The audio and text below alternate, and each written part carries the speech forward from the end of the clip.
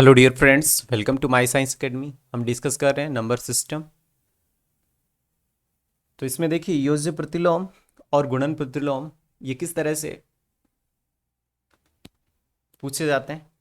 देखिए जैसे अगर कोई नंबर हो ए तो उसका जो योज्य प्रतिलोम है एडिटिव इनवर्स वो क्या होगा, माइनस ए। यानी कि एक एग्जांपल लें, जैसे कि 3 का योज्य प्रतिलोम क्या होगा, -3। जैसे -7 का योज्य प्रतिलोम क्या होगा, जैसे -7 का पूछा है तो ये क्या हो जाएगा, +7। ऐसे 5/3 का योज्य प्रतिलोम क्या होगा, -5/3। यानी जो भी संख्या है उसका योज्य प्रतिलोम पूछा है तो उसको माइनस से गुणा कर दें। -6/7 का योज्य प्रतिलोम क्या होगा, 6/7। यानी कि इसमें माइनस की गुणा कर देंगे तो ये क्या आ जाएगा, 6/7। एक होता है गुणन प्रतिलोम मल्टीप्लिकेटिव इनवर्स। इसमें हम क्या करेंगे, जैसे कोई संख्या है उसको हमें गुणन प्रतिलोम निकालना है। जैसे कोई संख्या है ए तो उसका गुणन प्रतिलोम क्या होगा, 1/a। यानी कि हम उस संख्या का व्युत्क्रम कर देंगे। जैसे 5/7 है उसका गुणन प्रतिलोम निकालना है तो इसका व्युत्क्रम कर देंगे, यानी कि 1/5/7। यानी कि 7/5 इसका गुणन प्रतिलोम होगा। ऐसे ही -2/3 का गुणन प्रतिलोम क्या होगा, यानी इसका रेसिप्रोकल कर दें तो 1/-2/3, यानी कि -3/2 ये इसका गुणन प्रतिलोम होगा। ऐसे ही 3 का गुणन प्रतिलोम, तो इस संख्या का क्या कर देंगे, रेसिप्रोकल ले लेंगे तो 1/3। अब जो 0 है उसका गुणन प्रतिलोम संभव नहीं है। नेक्स्ट देखिए, निम्न में से कौन सा कथन सत्य होगा। तो ये गुणन संक्रिया का तत्समक अवयव 0 है, 0 का गुणन प्रतिलोम 0 है, -2/5 का गुणन प्रतिलोम 0 है,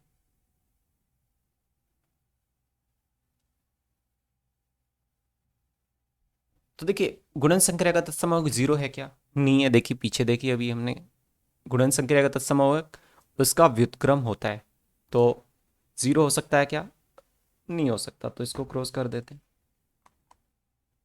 0 का गुणन प्रतिलोम 0 होता है, ये देखिए 0 का गुणन प्रतिलोम संभव नहीं है, यानी कि ये कथन भी हमारा असत्य हो गया। -2/5 का गुणन प्रतिलोम 5/2 हो गया का, नहीं, इसका गुणन प्रतिलोम क्या होगा, -5/2। तो ये भी कथन गलत है, क्योंकि इसने सत्य कथन पूछा है और एक ही कथन बचा है तो यही कथन सत्य होगा। ये कथन क्या है कि 1 और -1 ऐसी दो संख्याएं हैं जिनका गुणन प्रतिलोम भी वही है। बिल्कुल राइट बात है, देखते हैं। देखिए 1 का गुणन प्रतिलोम निकालना है तो हम इसका लें व्युत्क्रम 1/1, तो 1/1 को हम 1 ही लिख सकते हैं, तो यानी कि इसका व्युत्क्रम वही संख्या। ऐसे ही -1 का गुणन प्रतिलोम, यानी कि इसका व्युत्क्रम करें -1/1 का गुणन प्रतिलोम क्या होगा, -1/1, तो ये माइनस, यानी कि वही संख्या। यही तो हमारा कथन है कि -1 और 1 ऐसी दो संख्याएं जिनका गुणन प्रतिलोम भी वही संख्या होती है। नेक्स्ट देखिए, प्रथम n प्राकृत संख्याओं का योग, यानी कि sum of first n natural number. यानी कि इस तरह से मेरे पास कुछ प्राकृत संख्याएं हैं तो उनके लिए फॉर्मूला आता है n+1/2। यदि हमसे प्रथम n प्राकृत संख्या के वर्गों का योग पूछे, यानी कि sum of square of first n natural number, यानी कुछ संख्याएं दे और उनके वर्गों का योग पूछता, तो फॉर्मूला होता है n+1 2n+1/6।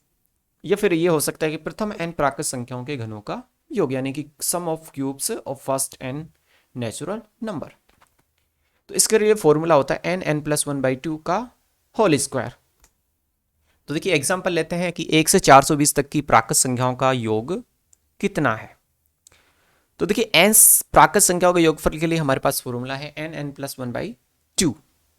तो n की वैल्यू क्या होगी, 420 होगी। तो 420 n+1 यानी कि 421/2, तो ये हमारे पास आंसर आ जाएगा 28,410। इसी तरह से देखिए क्वेश्चन है 81 से 500 तक की प्राकृत संख्याओं का योग कितना है। तो देखिए इसमें सबसे पहले हमें 1 से लेके 500 तक की प्राकृत संख्याओं का योग निकालना पड़ेगा। फिर उसके बाद में 1 से लेके जो 80 तक की प्राकृत संख्याओं का योग निकालना पड़ेगा। फिर दोनों का जो डिफरेंस आएगा वो आएगा 81 से 500 तक की प्राकृत संख्याओं का योग। तो 1 से 500 तक की प्राकृत संख्याओं का योग यानी कि n+1।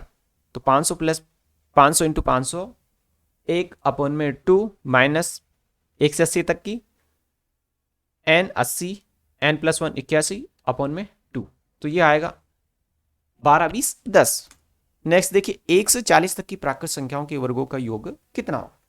तो देखिए n प्राकृत संख्या के वर्गों के योगफल के लिए फॉर्मूला होता है n+1 इंटू 2n+1/6। तो देखिए n की वैल्यू 40, तो पुट की 40 n+1 41, ये n की वैल्यू 40 तो ये आया 81 अपॉन में 6, तो ये आएगा 22,140। नेक्स्ट देखिए 1 से 20 तक की प्राकृत संख्याओं के घनों का योग कितना है। तो देखिए घनों के n जो प्राकृत संख्याओं का जो क्यूब निकालना है उसके लिए फॉर्मूला है n+1/2 का होल स्क्वायर।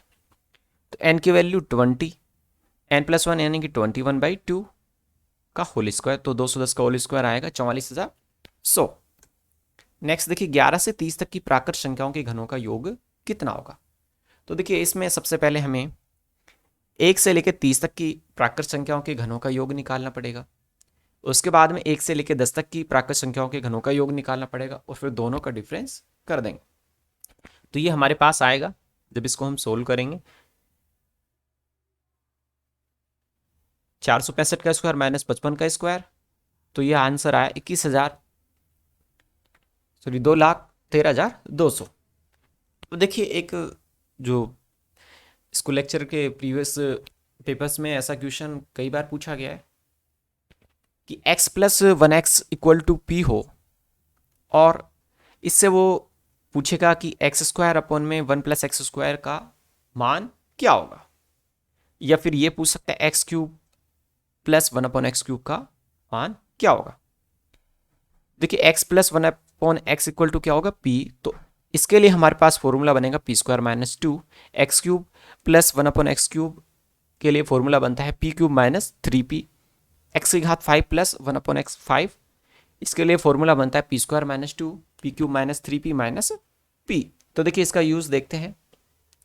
जैसे क्वेश्चन पूछा गया है x + 1/x इक्वल टू 9 है, यानी कि ये p की वैल्यू है, तो x² + 1/x² की वैल्यू क्या होगी। तो देखिए इसके लिए फॉर्मूला क्या होता है p² - 2, p की वैल्यू है हमारे पास 9, तो 9 पुट कर दें, 9² - 2 यानी कि 79। नेक्स्ट देखिए यदि x + 1/x इक्वल टू 7 हो तो x³ + 1/x³ की वैल्यू क्या होगी। तो x³ + 1/x³ के लिए फॉर्मूला होता है p³ - 3p, p की वैल्यू 7, तो 7 का क्यूब माइनस 3p,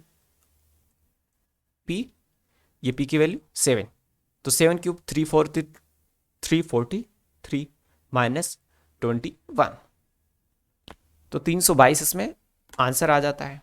देखिए एक क्वेश्चन है x + 1/x इक्वल टू 3 हो तो x⁵ + 1/x5 की वैल्यू क्या होगी। तो इसके लिए फॉर्मूला होता है हमारे पास p² - 2, p³ - 3p p, p² यानी कि 3 का स्क्वायर 9 - 2, p³ यानी 3 का क्यूब 27 माइनस p की वैल्यू 3, तो 9 - p की वैल्यू 3, तो ये आया 7 18 - 3, तो 123।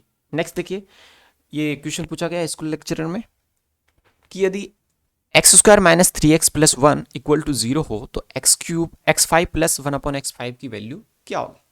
अब देखिए इसने इस फॉर्म में दिया नहीं है, एक इक्वेशन के रूप में दी है, इससे हमें जो ये फॉर्म बनानी है। तो देखिए x² - 3x + 1 इक्वल टू 0, यदि हम इसको x से डिवाइड कर दें तो x से डिवाइड करेंगे तो यहाँ आएगा x, यानी कि x का भाग दे रहे हैं इसमें, तो x इसमें x से डिवाइड किया तो x से x कैंसिल होगा, यहाँ x से तो यहाँ 1/x, और यहाँ x से डिवाइड करेंगे तो यहाँ तो 0 रहेगा, तो ये x - 3/1 + x। अब यहाँ जो -3 के है इसको इधर ट्रांसफर कर दे तो ये क्या हो जाएगा +3। तो अब ये हमारी आ चुकी है x + 1/x equal to p, तो अब हम आसानी से फॉर्मूला पुट करके निकाल सकते हैं। तो x की घात 5 प्लस 1 अपॉन एक्स की घात 5। तो इसके लिए फॉर्मूला होता है P square minus 2 P cube minus 3p minus p। तो p की वैल्यू 3, तो 9 माइनस 2, p की क्यूब यानी कि 27 माइनस 6 माइनस 3, तो 7 इंटू 18 माइनस 3 अपॉन में, तो -3 यानी कि ये आया 123। तो यहाँ से देख सकते हैं कि जो हमारा लास्ट क्वेश्चन था इसी तरीके से था, बस इसमें थोड़ा सा चेंज किया है उसने। Thanks for watching the video.